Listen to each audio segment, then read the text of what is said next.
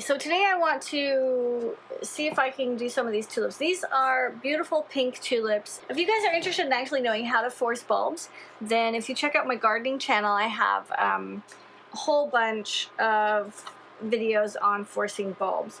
There's one in here that I pulled out already. So the first thing I always do when starting with a new project is I take a look at what I'm dealing with. So I'm looking at the flower, I'm looking for the lights and the shadows, I'm looking for the texture, I'm getting a feel for what kind of lines or details there might be. How does it grow? In this case, if there was any line work, it would be up and down, it would be vertical. There's no lines at all that are going to go horizontally.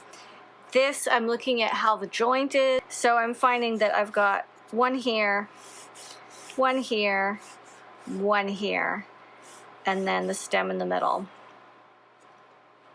Okay, with my tulip. Now I'm also looking at the tulip itself and saying what's happening in here. So at the joint, it's coming together and it's going out like that. That seems obvious. But there is a little bump. Okay, if I did this a little bigger. So we've got the stem, and I can tell that there's a bump in here. Right about there. There's this little interesting bump. Now I don't need to actually paint this in when I'm painting my tulip. That is not super important, but knowing that it's there is very helpful. Also knowing how this is attached, how it joins, getting a feel for the fact that this really does fit into this. It's not two separate pieces. Sometimes flowers feel more like they're two separate pieces and one part could just fall off easily. This is like all one piece, like it's molded out of a different material, like it could be a stone. It's just chiseled, right? So it goes, this stem just becomes, there's no real line, there's no real definition, there's a change of color and there's a little bit of shadow, but there's no line where you can say that's where it stopped growing one type and it started growing something else, which is important. Although I am going to draw in the change of color, and this is going to represent a shadow. Okay, and then how these come apart is also interesting. So we can see that it starts together, and this is going to go way over here, but back in. This is going to go way over there, but back in. And then when it gets up here, they kind of stay very close to each other, and we have a roll. Okay, this is rolling inward, this is rolling that way, this one's rolling this way. So in here, I can see that there is a line. There's another bump down here, and that bump, and again, let me do it this way. This bump has a roundness to the bottom, and then it goes up from that to, it looks like a very sharp point way up here at the top, and that's also, there's a little V up here because that's where the petal is all squished together. So our petal is then like this. Okay, and then if we came off from the bottom again, so that would be that little bump. Now, of course, I made that really big. Then we've got this bump, right, and this bump. So I'm talking right in here. This is this tiny joint, this section. Okay, so we've got these two bumps, and it's going that way, and this is going that way. This one is then going way out there. Sorry, this one. This one's wrong. Let me just fix that. Okay, this one is then going this way. So you can see, I mean, this is a scribble. This is a total mess. I'm just having fun. I'm just scribbling and being very loose and messy. But it helps me understand that when I come in here and draw this, that little line in the middle is kind of important. Now, I can choose not to draw it, and that's also fine. It doesn't mean that it has to be in there. Just because I found it, just because I studied it, it doesn't have to be in there. But if I'm trying to do an exact replica, it becomes important. Now, way down here at the bottom, let's figure out how that's going. So we've got, this is very much like an onion or a piece of garlic. Obviously, it's a bulb. But this loose bit on top is just wiggling. I could remove it, but I don't want to because I think it adds a lot of interest. And I really like these, can you guys see what I'm doing? I really like all of these little lines and broken bits, and there's going to be a shadow under here, and this is going to go up, okay, and down, little jagged. So we're just drawing this. In fact, I'm even kind of turning it as I go over here, just for this fun of getting a feel for what's going on. There's this little bump here. This goes upwards, and then there's a space. It goes upward again. So that's like this whole top piece. Now underneath, this is a little smoother. Okay, and then we've got another one of these jaggedy things. This is the skin again, down at the bottom. This skin is broken. And this one down here, I'm not sure about that. I think that might be a little too confusing. Okay, there we go. There we go. Perfect. Okay, so then, well, now it's less skin. Okay, so let's say we've got our bulb, little piece of skin left. And down here, we've got this piece, which is, it's kind of bent off. Now this is just how this one happened to grow. It all kind of grows out of this point, but just one side really grew. This side didn't take off. So underneath here, and your tulip could be very different. Then I want to pay attention. I've got a darker line that goes through this little dark line, and behind that dark line, we've got the beginnings of the roots. And there's a lot of them. And I could just, you know, scribble it and kind of go crazy like this and then represent the roots. Or I could take the time again to say, okay, the roots go maybe like that is our dark line. And then it seems like they come out in sections. So there's 3 here. Looks like there's 3 there. Then here we've got a whole bunch.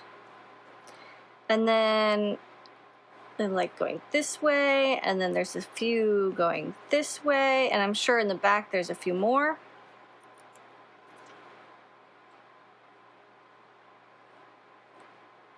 But see how when you take your time, you know, it's going to be very, way more interesting.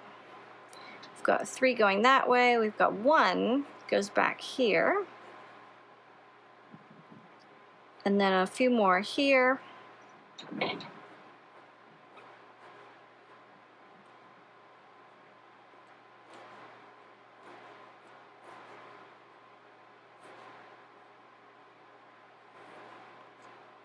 Now this is a very tight close-up. Okay, that is again going to be here. Let's go this way.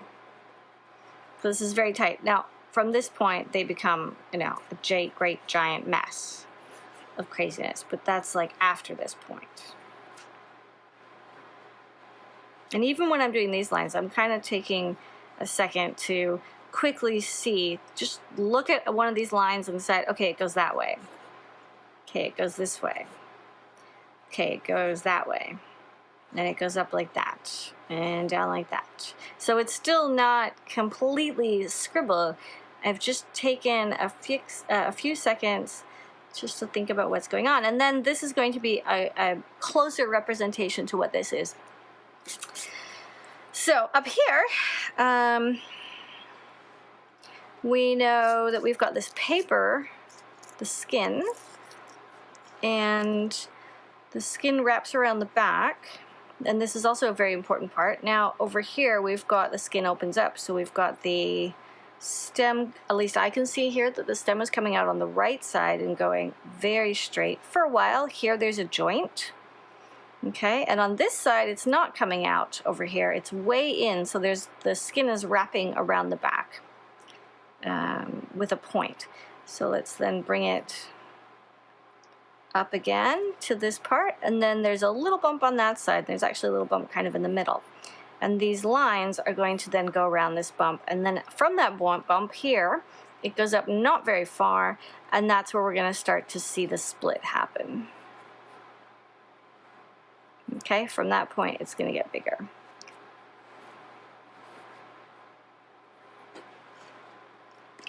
For an example, now how long was that? 16 minutes, maybe this should be a tutorial all by itself.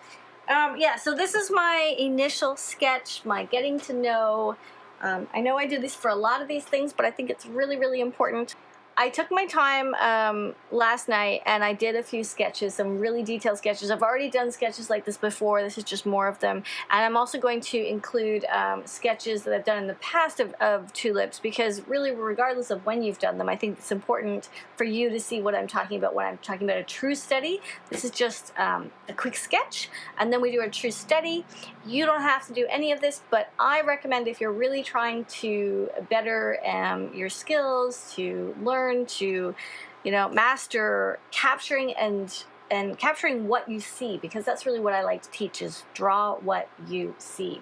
But how do you do that? Because that's actually a really complicated statement, draw what you see. So I will include the other pictures down below in the post, which will be linked if you guys are watching this on YouTube. If you're watching it over on Patreon, it's right underneath. So that is my pre-sketch, my preliminary figuring out what's happening here. Now I'm going to get out my stuff. I'm going to go ahead and start this as a new tutorial, because the actual painting process of this will take quite some time. And I think I'm going to break it down and paint it as a few different stages. Maybe something loose and wild, similar to the loose wild iris might be fun.